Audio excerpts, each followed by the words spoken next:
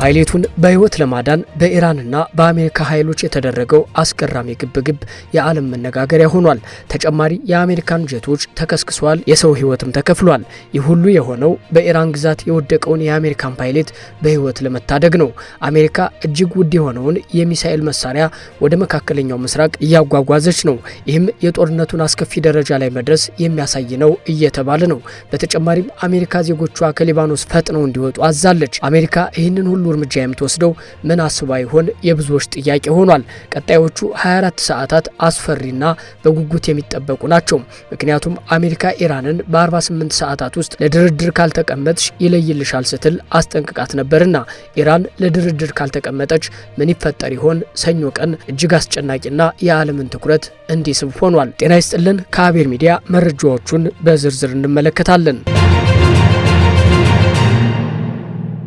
አሜሪካ የአብራሪዋን ህይወት ለመታደግ ባደረገችው ጥረት በኢራንና በአሜሪካ መካከል አስገራሚ የአየር ላይ ፍልሚያ ተደርጓል። ይህም በዓለም ታይቶ የማይታወቅ እጅግ እልህ አስጨራሽ ውጊያ ሆኖ ተመዝግቧል። በሌላ በኩል አንዲት ሀገር ለዜጋዋ የምትሰጠውን ክብር ያሳየ ተደርጎም ተወስዷል። የአሜሪካ ልዩ ኮማንዶዎች በኢራን ምድር ያከናወኑት አስደናቂ የማዳን ዘመቻ ዓለምን አስገርሟል። ሰፊ መነጋገሪያም ሆኗል። ለቀናት መላው ዓለም በጉጉት ሲከታተለው የነበረው ይህ በኢራን ምድር የወደቀው የአሜሪካ የጦር ጀት አብራሪ ጉዳይ በአስደናቂ ሁኔታ በህይወት በመታደግ ፍልሚያው ፍጻሜ ሊያገኝ ችሏል። የጦር ጀቱ መጀመሪያ በተመታበት ወቅት አንደኛው አብራሪ ወዲያውኑ የተገኘ ሲሆን ለሁለት ቀናት ያህል ተሰውሮ የነበረው ሁለተኛው የአየር ኃይል መኮንን ኮሎኔሉ በሰላም ተርፎ በአሜሪካ ጦር እጅ መግባቱ ተነግሯል። አሜሪካ በኢራን ምድር የወደቀውን ሁለተኛውን አብራሪ ለማዳን ባደረገችው ደፋር ዘመቻ ሁለት አውሮፕላኖቿ በኢራን ምድር ተሰናክለው ቀርተዋል። አሜሪካ ሚስጥራዊ መሳሪያዎቼ በጠላት እጅ እንዳይወድቁ ራስ ያቃጥላለሁ ስትል ኢራን ደግሞ መትተን የጣልናቸው እኛንን በማለት የፕሮፓጋንዳ ጦርነቱን ተቀላቅለዋለች። ፕሬዝዳንት ትራምፕ በማህበራዊ ገጻቸው እንደገለጹት ይህ የማዳን ዘመቻ በታሪክ እጅግ ደፋር ከሚባሉት አንዱ ነው። አብራሪውን ለማዳን በተደረገው ጥረት በአሜሪካ ልዩ ኮማንዶዎችና በኢራን ወታደሮች መካከል ከፍተኛ የተኩስ ልውውጥ ተካሂዶ ነበር።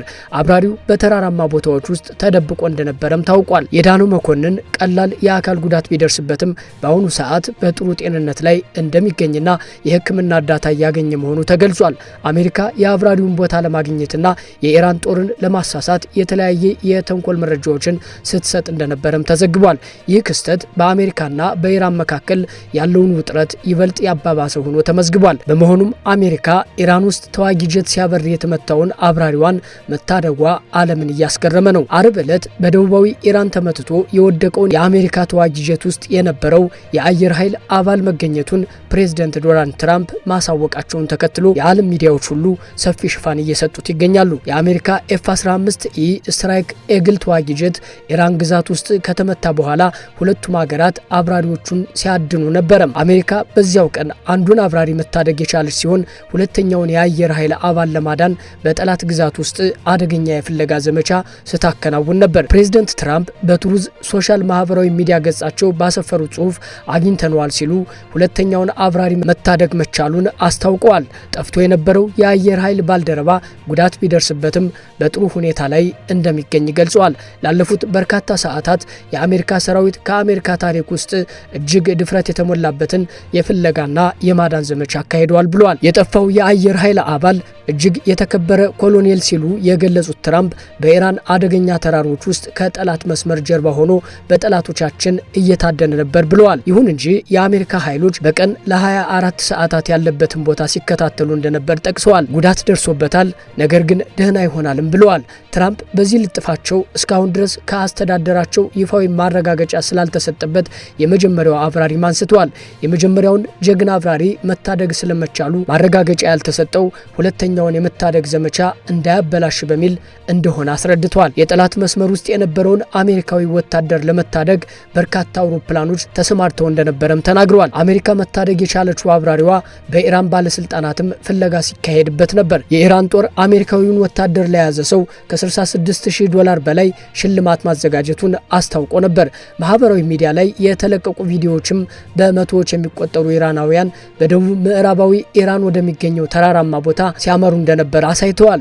ይህ በእንዲህ እንዳለ የጠፋው የአሜሪካ አየር ኃይል አባል በነበረበት ስፍራ በተፈጸሙ ጥቃቶች 4 ሰዎች መገደላቸው ተገልጿል። የጠፋውን የአየር ኃይል አባል ለመታደግ የተንቀሳቀሱ የአሜሪካ ኃይሎች ነበሩበት በተባለ የኢራን አካባቢ በተፈጸሙ ጥቃቶች 4 ሰዎች መገደላቸውን የአገሪቱ መንግስት መገናኛ ብዙሃን ዘግቧል። የኢራን እስላማዊ አብዮታዊ ዘብ በበኩሉ አሜሪካውያን አብራሪ ሲፈልጉ የነበሩ ድሮኖችን መትቶ መጣሉን አስታውቋል። ከአብዮታዊ ዘቡ ጋር ግንኙነት ያለው ታስኒም የዜና ወኪል ሰዎች ስለመገደላቸው ዘገባ ያወጣው ፕሬዝዳንት ዶናልድ ትራምፕ አብራሪውን መታደግ መቻሉን ከማረጋገጣቸው አስቀድሞ ነው።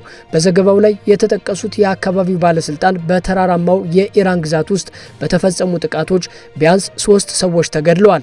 የግዛቱ ገዢ ለተፈጸመው ጥቃት ተጠያቂ ያደረጉት አሜሪካና እስራኤልን ነው ተብሏል። ከዚህ በኋላ በወጣው ዘገባ ላይ ደግሞ ምክትል ገዢው ፋታህ ሙሐመዲ የሟቾች ቁጥር ወደ 4 ከፍ ማለቱን ለመገናኛ ብዙሃን ተናግሯል። እነዚህ ጥቃቶች አሜሪካ ኢራን ውስጥ ተዋጊ ጀት ሲያበር የተመታውን አብራሪዋን ለመታደግ ካካሄደችው ዘመቻ ጋር ይገናኝ እንደሆነ ግልጽ አይደለም። ፕሬዝዳንት ትራምፕ አብራሪውን ለማዳን በርካታ አውሮፕላኖች ተሰማርተው እንደነበረ ገልጿል። የኢራን አብዮታዊ ዘብ ፍለጋ ላይ የነበሩ የአሜሪካ ድሮኖችን መትቶ መጣሉን እንደገለጸ የመንግስት መገናኛ ብዙሃን ዘግቧል። ከፊል ይፋዊ የሆነው ፋርስ የዜና ወኪል እንደዘገበው በኢታን ደቡባዊ ኢስፋሃን ግዛት ውስጥ የአሜሪካ ድሮን ተከስክሷል። ስለዚህ ክስተት ከአሜሪካ በኩል ማረጋገጫ አልተሰጠም።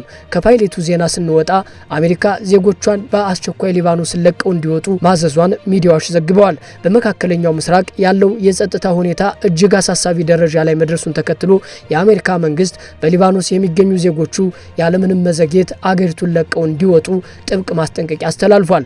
በቤሩት የሚገኘው ኤምባሲ የጸጥታ ሁኔታው ሊተነበይ የማይችል መሆኑን የገለጸ ሲሆን በተለይም በደቡባዊ ሊባኖስ በሶሪያ ድንበር አቅራቢያና በቤሩት ዳርቻዎች የሚገኙ አሜሪካውያን አካባቢዎቹን በአስቸኳይ እንዲለቁ አሳስቧል። ይህ ውሳኔ የተላለፈው የአሜሪካ የጦር አውሮፕላን በኢራን ግዛት ውስጥ ተመትቶ መውደቁንና ውጥረቱ አይሎ መቀጠሉን ተከትሎ ነው። በሊባኖስ የተለያዩ አካባቢዎች የአየር ድብደባዎች፣ የድሮንና የሮኬት ጥቃቶች በተደጋጋሚ እየተሰሙ ሲሆን የእስራኤል መከላከያ ሰራዊትም በቤሩትና በቴሄራን ላይ አዲስ የጥቃት ማዕበል መጀመሩን አረጋግጧል። ስጋቱ ከሊባኖስ አልፎ ወደ ኢራቅም የተስፋፋ ሲሆን በባግዳድ አንድ አሜሪካዊ ጋዜጠኛ በታጣቂዎች መታገቱን ተከትሎ በኢራቅ የሚገኙ አሜሪካውያንም እንዲወጡ ተጠይቀዋል። ከኢራን ጋር ግንኙነት ያላቸው ታጣቂ ቡድኖች በባግዳድ ተጨማሪ ጥቃቶች ሊፈጽሙ እንደሚችሉ ተገምቷል። በሌላ በኩል በደቡባዊ ሊባኖስ በተባበሩት መንግስታት የሰላም አስከባሪ ኃይል ይዞታ ውስጥ በደረሰ ድንገተኛ ፍንዳታ 3 ወታደሮች የቆሰሉ ሲሆን የሁለቱ ሁኔታ አሳሳቢ መሆኑ ተገልጿል። የአሜሪካ ኤምባሲ ወሳኝ ያልሆኑ ሰራተኞቹን ቀደም ብሎ ያስወጣ ሲሆን ለመውጣት ያልወሰኑ ዜጎችም የግል የአደጋ ጊዜ እቅድ እንዲያወጡና ጥንቃቄ እንዲያደርጉ መክሯል። ቀውሱ እየተባባሰ መምጣቱን በቀጣዮቹ ጥቂት ቀናት ውስጥ ቀጠናው ወደ መጠነ ሰፊ ጦርነት ሊገባ ይችላል የሚል ከፍተኛ ስጋት ደቅኗል። አሜሪካ በቢሊዮን ዶላር የሚቆጠሩ ድብቅ ሚሳኤሎችን ማንቀሳቀስ መጀመሯም ሌላኛው መነጋገሪያ ዜና ሆኗል። ብሉምበርግ ምንጮችን ጠቅሶ እንደዘገበው አሜሪካ በድብቅ ኢላማን የመምታት አቅም ያላቸውን አብዛኞቹን የረጅም ርቀት ክሩዝ ሚሳኤሎች ክምችት ለኢራን ጦርነት በሚውል መልኩ እያሰማራች ትገኛለች። እነዚህ እያንዳንዳቸው 1.5 ሚሊዮን ዶላር የሚገመቱ ዘመናዊ የጦር መሳሪያዎች ከፓሲፊክ ውቅያኖስ ከመካከለኛው አሜሪካና ከተለያዩ የዓለም ክፍሎች ተሰብስበው ወደ አሜሪካ ማዕከላዊ እዝ የጦር ሰፈሮችና በእንግሊዝ ወደሚገኘው የፌርፎርድ የአየር ኃይል ጣቢያ እየተጓጓዙ መሆኑ ተገልጿል። ይህ ሚሳኤሎቹን የማንቀሳቀስ ትዕዛዝ የተሰጠው በመጋቢት ወር መጨረሻ ላይ እንደሆነ ሪፖርቱ ያመለክታል። አሜሪካ ይህንን መሰል ግዙፍ የጦር መሳሪያ ክምችት በአንድ አካባቢ ማከማቸቷ በክልሉ ያለውን ውጥረት ወደ ከፍተኛ ደረጃ ያሸጋገረው ሲሆን ድርጊቱ በኢራን ላይ ሊሰነዘር ለሚችል መጠነ ሰፊ ጥቃት እንደ ቅድመ ዝግጅት እየታየ ነው። እነዚህ ሚሳኤሎች የጠላትን የራዳር መከላከያ ጥሰው በመግባት ኢላማዎችን በከፍተኛ ጥንቃቄ የመምታት ልዩ ብቃት እንዳላቸው እየተገለጸ ይገኛል። የአሜሪካው ፕሬዝዳንት ዶናልድ ትራምፕ በኢራን ላይ እጅግ ጠንካራና አስደንጋጭ የተባለ ማስጠንቀቂያ መስጠታቸው የሚታወስ ነው። ፕሬዝዳንቱ ባስተላለፉት መልእክት ኢራን በቁጥጥሯ ስር የሚገኘውን የሆርሙዝ ወሽመጥ በአስቸኳይ ካልከፈተችና የሰላም ስምምነት ላይ ካልደረሰች በሚቀጥሉት 48 ሰዓታት ውስጥ ታይቶ የማይታወቅ ወታደራዊ እርምጃ እንደሚወሰድባት ነበር ያስታወቁት። ይህ ከፍተኛ ዲፕሎማሲያዊና ወታደራዊ ፍጥጫ የተቀሰቀሰው የኢራን ጦር በስትራቴጂካዊው የሆርሙዝ ወሽመጥ ላይ ሲበር የነበረን የአሜሪካ የጦር አውሮፕላን መትቶ መጣሉን ተከትሎ ነው።